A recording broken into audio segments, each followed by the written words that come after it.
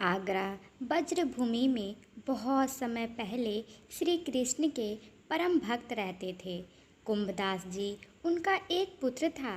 रघुनंदन कुंभदास जी के पास बांसुरी बजाते हुए श्री कृष्ण जी का एक विग्रह था। वे हर समय प्रभु भक्त में लीन रहते थे और पूरे नियम से श्री कृष्ण की सेवा करते थे। वे उन्हें छोड़कर कहीं नहीं जाते थे जिनसे उनकी सेवा में कोई विघ्न ना हो। एक दिन वृंदावन से उनके लिए भागवत कथा का न्योता आया। पहले तो उन्होंने मना किया, परंतु लोगों के जोर देने पर वे जाने के लिए तैयार हो गए कि भगवान की सेवा की तैयारी करके वे कथा करके रोज वापस लौट आया करेंगे। वह भगवान की सेवा नियम भी नहीं छूटेगा।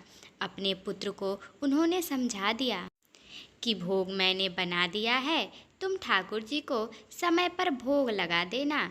और वे चले गए।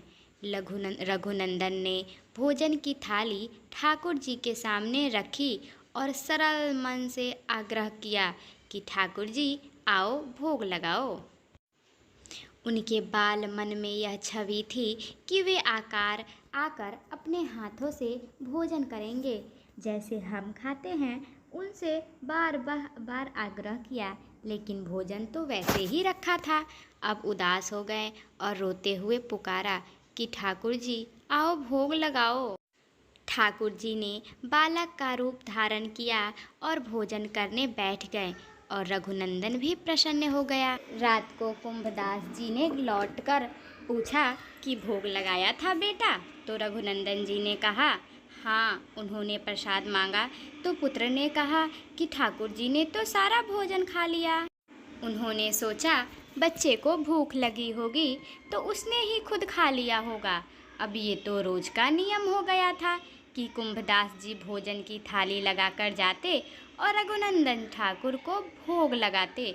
जब प्रसाद मांगते तो एक ही जवाब मिलता कि सारा भोजन खा लिए। कुंभदास जी को अब लगने लगा कि पुत्र झूठ बोलने लगा है, लेकिन क्यों? उन्होंने उस दिन लड्डू बनाकर थाली में सजा दिए और छुपकर देखने लगे कि बच्चा क्या करता है। रघुनंदन ने रोज की तरह ही ठाकुर जी को पुकारा तो ठाकुर जी बालक के रूप में प्रकट हो गए और लड्डू आकर खाने लगे। यह देखकर कुंभदास जी दौड़ते हुए आए और प्रभु के चरणों में गिरकर विनती करने लगे। समय ठाकुर जी के हाथ में लड्डू और दूसरे हाथ में लड्डू मुख में जाने को ही था कि वे जर हो गए। उसके बाद से उनकी इसी रूप में पूजा की जाती है और वे लड्डू गोपाल कहलाने लगे। जब से उनका नाम लड्डू गोपाल पड़ गया।